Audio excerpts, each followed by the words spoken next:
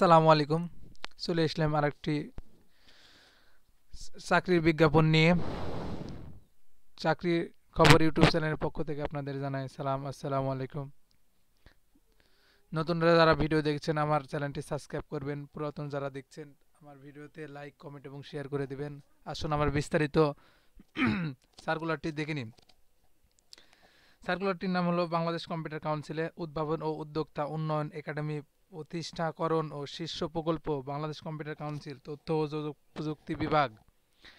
আম, বিজ্ঞাপনটি প্রকাশিত তারিখ 6/3/2023। নিয়োগ বিজ্ঞপ্তি বাংলাদেশ কম্পিউটার কাউন্সিল বিসিসি কর্তৃক বাস্তবায়নিক উদ্ভাবন ও উদ্যোক্তা উন্নয়ন একাডেমি প্রতিষ্ঠাকরণ শীর্ষ প্রকল্পে নিম্ন বর্ণিত শূন্য পদে শুধুমাত্র প্রকল্প চলাকালীন সময়ের জন্য সম্পূর্ণ অস্থায়ী ভিত্তিতে সরকারি বিধি মোতাবেক নিয়োগের জন্য বাংলাদেশ প্রকৃত নাগরিক নিকট হতে দরখাস্ত আহ্বান করা যাচ্ছে।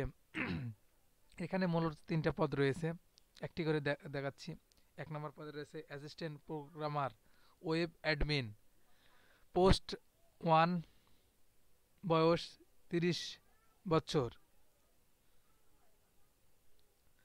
এবং রিকোয়ারমেন্ট বা যোগ্যতা bachelor degree BSc, EEE, ICT or equal performance will be give to candidate having ITEE level 2 certificate or the international certificate or Linux, Windows, Oracle, Java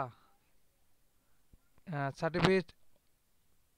Java professional membership in the required institute of optional. দুয়ে রয়েছে assistant maintenance engineer, পদ সংখ্যা একটি।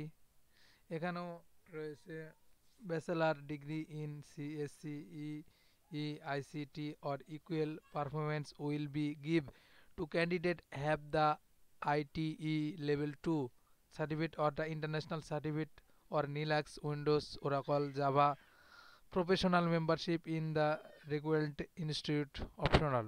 তিনে রয়েছে research officer, পদ সংখ্যা রয়েছে একটি। এখানেও রয়েছে ব্যাচেলার ডিগ্রি। উপরে যা বললাম সেম। এখানে কীভাবে আবেদন করতে হবে অনলাইনে সেটা আপনাদের জানিয়ে দিচ্ছি। প্রার্থীকে অনলাইনে এই ওয়েবসাইটের মাধ্যমে আবেদন করতে হবে। আবেদনের 6/3/2023 রাত 11টার মধ্যে আবেদন করতে হবে। শিক্ষাগত যোগ্যতার সকল প্রমাণ দিয়ে অনলাইনে দাখিল করতে হবে। মানে 6/4/2023 তারিখে 11টার মধ্যে আবেদনের লাস্ট ডেট। প্রার্থীর বয়স 25/3/2022 তারিখে সর্বোচ্চ 30 বছরের মধ্যে হতে হবে।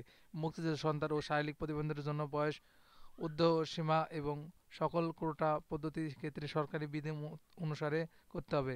প্রার্থীকে বিকাশ, রকেট ও নগদের মাধ্যমে 312 টাকা পরীক্ষার ফি অনলাইনে প্রদান করতে হবে। লিখিত পরীক্ষা উত্তীর্ণ প্রার্থীকে জাতীয় পরিচয়পত্র, শিক্ষাগত যোগ্যতার সনদ, সাময়িক সনদের মূল কপি এবং চাকরিরত প্রার্থীর যথাযথ কর্তৃপক্ষ অনুমতিপত্র পরবর্তী মৌখিক পরীক্ষার সময় দাখিল করতে হবে।